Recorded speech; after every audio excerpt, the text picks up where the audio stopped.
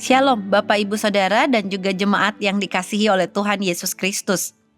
Betapa kita bersyukur karena di dalam segala keadaan kita masih boleh mendengar dan mengalami Tuhan hari demi hari. Dan kita bersyukur karena kita kembali lagi berjumpa dalam program Tuhan adalah Gembalaku. Kita bersyukur karena kita masih boleh membaca, merenungkan, terlebih lagi melakukan kebenaran firman Tuhan. Hari ini kita akan sama-sama membaca dan merenungkan firman Tuhan yang terambil dari surat Yakobus, pasalnya yang pertama ayat yang ke-9 sampai ayatnya yang ke-11. Demikian firman Tuhan. Baiklah saudara, yang berada dalam keadaan yang rendah bermegah karena kedudukannya yang tinggi. Dan orang kaya karena kedudukannya yang rendah, sebab ia akan lenyap seperti bunga rumput.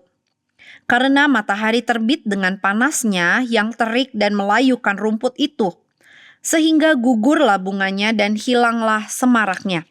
Demikian jugalah halnya dengan orang kaya, di tengah-tengah segala usahanya ia akan lenyap. Saudara, manusia pada umumnya di zaman sekarang seringkali mengalami sebuah penyakit yang namanya overthinking. Sebuah penyakit yang bisa dikatakan menunjukkan betapa kita concern, betapa kita fokus pada satu hal dan membuat kita mengalami stres yang berlebihan. Padahal mungkin sekali kejadian itu belum terjadi. Saudara, penyakit overthinking juga katanya bisa mempengaruhi atau kalau mau dikatakan bisa membuat kita mempunyai kualitas tidur yang menurun. Saudara, seringkali kita sebagai anak-anak Tuhan juga tidak terlepas dengan keadaan yang seperti ini. Sehingga kita fokus pada keadaan di sekitar kita fokus pada hal-hal yang belum terjadi, dan kita melupakan apa yang sebenarnya lebih bernilai kekal. Saudara, Yakobus di dalam bagian yang baru saja kita baca menasehati kita supaya kita jangan overthinking dengan keadaan yang terjadi di sekitar kita. Yakobus 1 ayat 9 sampai 11 menasehati para pembacanya termasuk kita supaya kita tidak fokus dengan standar yang ada di dalam dunia ini. Namun di dalam bagian ini Yakobus mendorong kita supaya kita fokus pada standarnya Allah. Bagian ini juga menegaskan kepada kita supaya kita jangan memaknai hidup dengan sesuatu atau dengan mengejar sesuatu yang sifatnya sementara. Sebaliknya, bagian ini mendorong kita untuk memaknai hidup kita dengan hal-hal yang sifatnya kekal. Supaya apa, saudara? Supaya kita sebagai anak Tuhan, orang yang percaya, kita punya satu kedudukan yang mantap, yang kokoh, yang tidak diombang-ambingkan oleh berbagai hal yang ada di dalam dunia ini. Saudara, ada dua keadaan yang diamati atau disoroti oleh Yakobus. Yang pertama, kondisi atau keadaan jemaatnya yang mengalami kekurangan. Saudara, di ayat 9 Yakobus menegaskan tentang kondisi jemaatnya yang berada dalam keadaan yang rendah. Saudara, tentunya ketika mereka hidup di perantauan, mereka keluar dari zona nyaman mereka keluar dari hometownnya mereka mungkin sekali menghadapi kesulitan ekonomi. Dan bukan hanya ekonomi saja, saudara. Mungkin sekali mereka dijauhi, mereka diasingkan karena iman mereka, sehingga mereka berada di dalam keadaan yang bisa dikatakan tidak dianggap sebagai seseorang. Saudara, tentunya ketika kita berada di dalam keadaan yang demikian, bukankah itu membuat hati kita menjadi sedih? Bukankah hal itu membuat hati kita menjadi kesal, saudara? Namun Yakobus di dalam bagian ini mengingatkan kepada para pembacanya supaya mereka jangan fokus dengan keadaan mereka, namun mereka justru seharusnya berbangga, bermegah. Karena apa? Karena sekalipun mereka berada di dalam keadaan yang tidak dianggap orang lain, serba kekurangan, namun mereka itu adalah orang-orang yang sudah diselamatkan oleh Allah.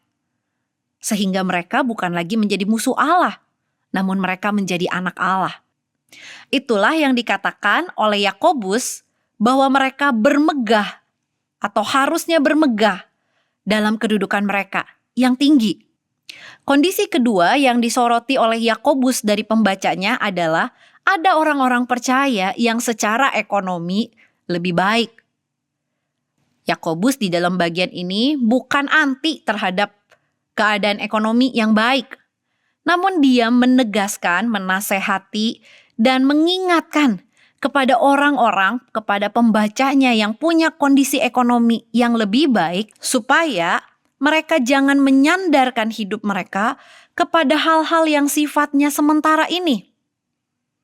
Berkat Tuhan harus kita syukuri, namun jangan sampai kita menaruh hidup kita, menaruh rasa aman kita, menaruh rasa nyaman kita pada berkat Tuhan yang seperti ini. Kenapa? Yakobus mengingatkan karena semua yang mereka miliki ini sifatnya sementara. Sehingga jangan sampai para pembacanya, jemaat yang punya kondisi ekonomi yang lebih baik, terus-menerus mengejar sesuatu yang sifatnya sementara ini. Menyibukkan diri, mengejar sesuatu yang menjadi atau menjadi nilai standar keamanannya mereka. Yakobus mengingatkan, itu semua akan lenyap secara tiba-tiba. Saudara, Yakobus di dalam bagian ini mengingatkan kepada para pembacanya yang keadaannya kurang baik dan kepada pembacanya yang keadaannya jauh lebih baik untuk mereka tetap fokus pada apa yang telah Tuhan kerjakan bagi diri mereka. Sehingga mereka di dalam segala keadaan bisa tetap kokoh mengikuti Tuhan. Sehingga mereka di dalam segala keadaan bukan mengikuti standar dunia ini, namun tetap hidup di dalam standarnya Allah. Saudara, apa yang dikatakan oleh Yakobus di dalam pasal 1 ayat 9-11 mengingatkan saya tentang sebuah bunga yang namanya dandelion. Sebuah bunga yang cantik, sebuah bunga yang manis. Namun bunga ini ketika tertiup oleh angin, maka akan segera hilang atau akan segera lenyap. Saudara, bagian ini atau bunga ini mengingatkan kita betapa sementaranya hidup kita di dalam dunia ini. Terlebih lagi, betapa sementaranya segala hal yang kita miliki.